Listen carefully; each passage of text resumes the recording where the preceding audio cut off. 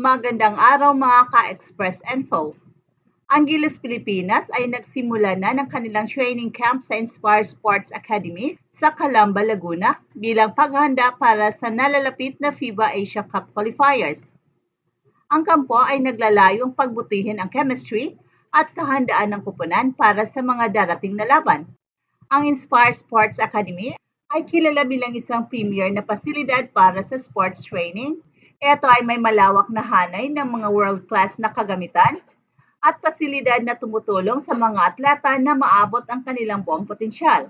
Kabilang dito ang high-performance gym, hoop center na may 2 full-size na basketball courts, multi-sports facility para sa iba't ibang sports tulad ng basketball at badminton, at isang football pitch na may artificial turf.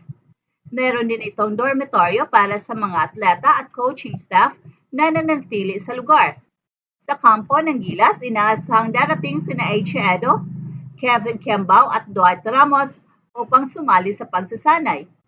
Si H. Edo na kasalukuyang naglalaro para sa Nagasaki Valka sa Japan B-League ay kilala sa kanyang defensive prowess at taas na 6'10". Siya ay nagkaroon ng ilang injury sa nakaraan pero patuloy na bumabalik sa kanyang forma. Si Kevin Kembao naman ay nagmula sa De La Salle University at kamakailan lamang ay pumirma ng kontrata sa Goyang Sono Sky Gunners sa Korean Basketball League. At siya ay kilala sa kanyang versatility bilang isang power forward at ang kanyang kakayahang maglaro sa iba't ibang posisyon sa court. Si Dwight Ramos na naglalaro para sa Livanga Hokkaido sa Japan B-League ay isang shooting guard na may kakayahang mag-contribute sa parehong opensa at depensa. Siya ay naging mahalagang bahagi sa Gilas sa mga nakaraang torneo at inaasahang magbibigay ng karanasan at leadership sa kupunan. Ang pagsasanay sa Inspire Sports Academy ay nagbibigay ng pagkakataon sa kupunan na mag-focus sa kanilang mga plays, condition at team dynamics ng walang distraction. At ayon kay Coach Tim Cone, mahalaga ang mga ganitong training camp upang mapalakas ang cohesion ng team lalo na't limitado ang oras ng kanilang paghahanda.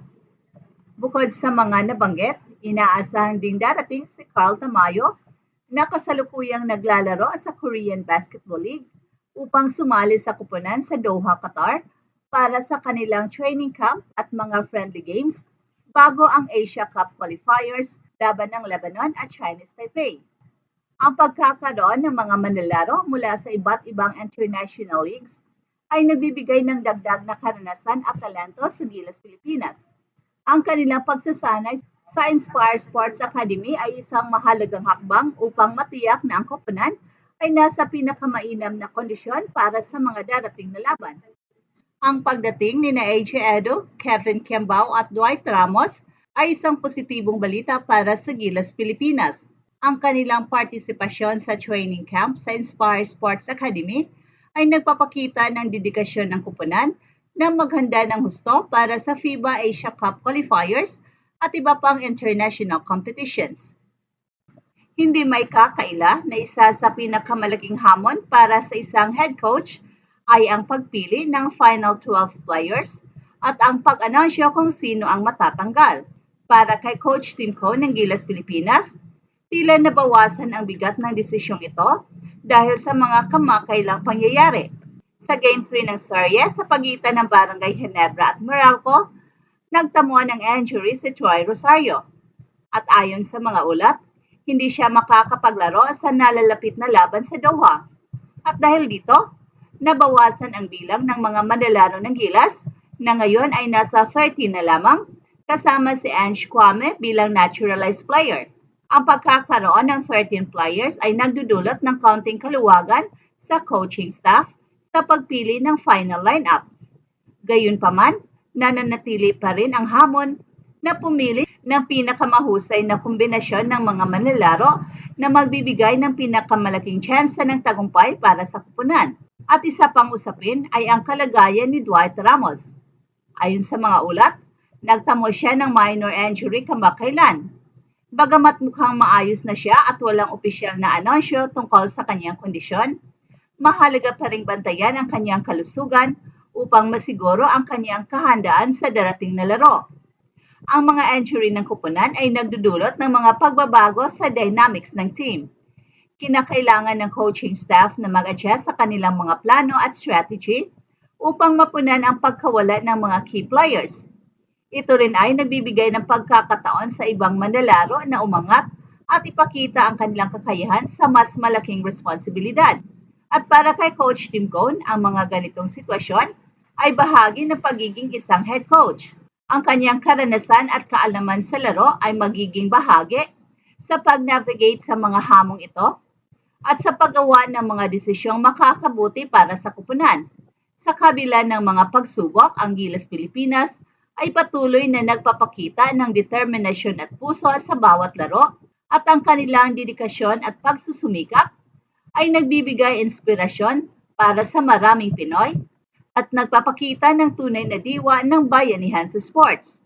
Ang mga fans ng Gilas ay patuloy na umaasa at nananalangin para sa mabilis na paggaling ng mga injured players tulad ni Troy Rosario at Dwight Ramos. Ang kanilang suporta ay mahalaga sa moral sa koponan at nagbibigay ng dagdag na lakas sa mga manlalaro. Well, hindi may kakailan na ang mga injury ay isa sa mga pinakamalaking hamon na kinakaharap ng mga koponan sa basketball. Lalo na kapag papalapit na ang mahalagang laban. Kamakailan lamang ang Gilas Pilipinas ay naharap sa ganitong pagsubok matapos magtamo ng injury si Troy Rosario sa kanilang PBA Commissioner's Cup Quarterfinal Series laban sa Meralco. At ayon kay Coach Tim Cone, si Troy Rosario ay nagtamo ng Charlie horse sa gilid ng kanyang tuhod noong Game 1 at nasundan pa ito ng banggaan ng mga tuhod sa Game 2 na siyang nagdulot ng pamamaga. Bagamat nagawa niya maglaro sa Game 3 kung saan nag-ambag siya ng 12 points sa loob ng 35 minutes, nakaranas siya ng pulikat at patuloy na pamamaga ng tuhod pagkatapos ng laro.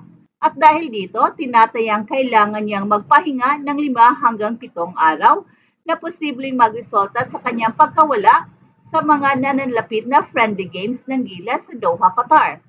Ang pagkawala ni Troy Rosario ay isang malaking dagok para sa Gilas Pilipinas, lalo na't siya ay tinawag upang palakasin ang koponan matapos ang mga injury ni Kai Sotto at Kevin Kembao.